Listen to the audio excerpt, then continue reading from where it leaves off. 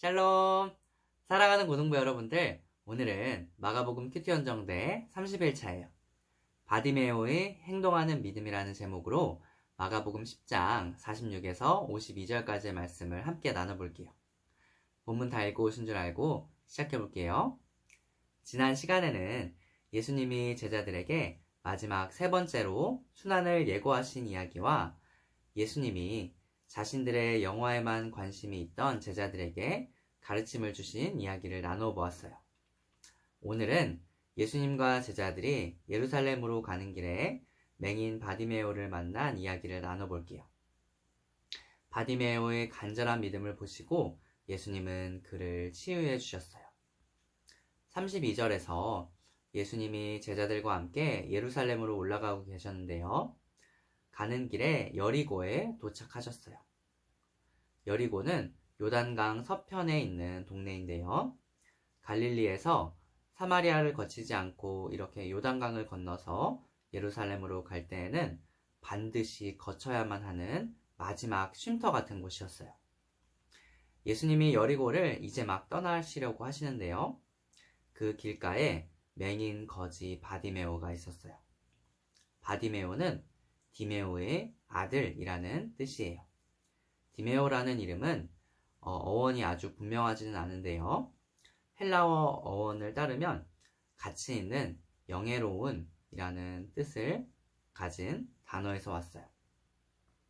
당시에 눈먼 거지는 사회적으로 굉장히 무시받았고 비천하다고 여겨지는 존재였기 때문에 디메오의 아들이다.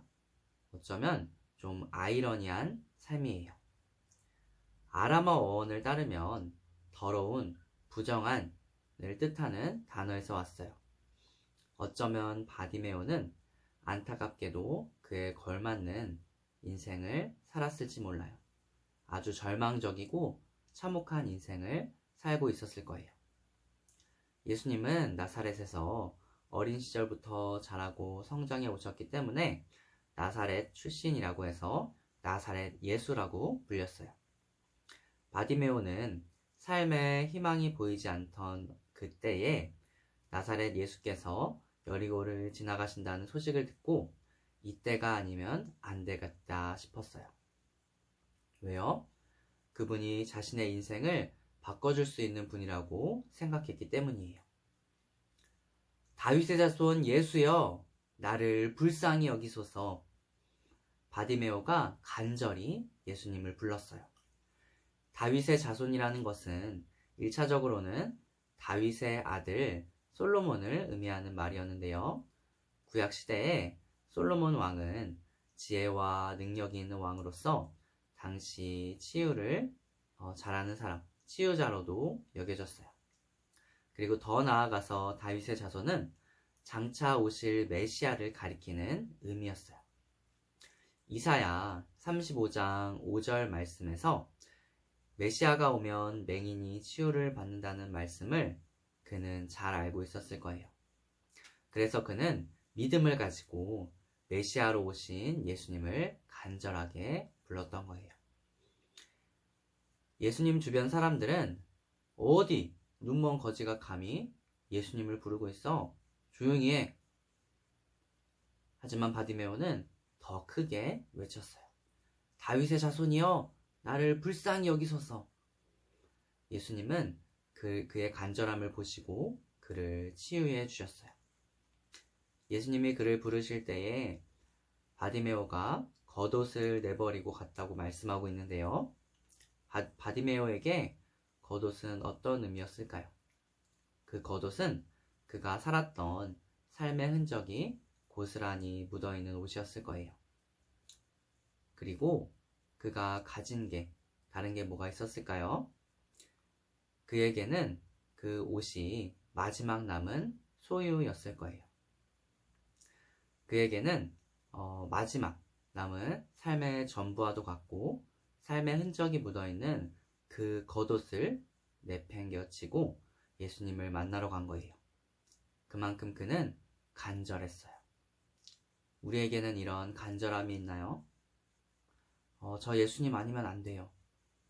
예수님이 아니면 저 정말 희망이 없어요. 이런 간절함이 여러분들에게 있나요? 사랑하는 고등부 여러분들이 오늘 하루를 살아가면서 저 예수님 아니면 안 됩니다 하는 그 간절함을 가지고 살아가기를 소망해요. 바디메오는 구원을 받고 보게 되어 예수님을 길에서 따랐다고 말씀하고 있는데요. 이것은 예수님의 제자가 되었다는 것을 의미해요. 그가 눈을 뜨게 되니까 이제껏 못 보게 되었던 것을 보게 되었고 어떻게 살아야 하는지를 알게 되었어요. 평생 달라고만 하던 인생에서 주님의 길을 따르는 제자로서 삶을 내어주는 자가 된 거예요. 사랑하는 고등부 여러분들이 예수님으로 인해 인생이 바뀌고 주님의 길을 따르는 제자로 살아가기를 간절히 소망해요.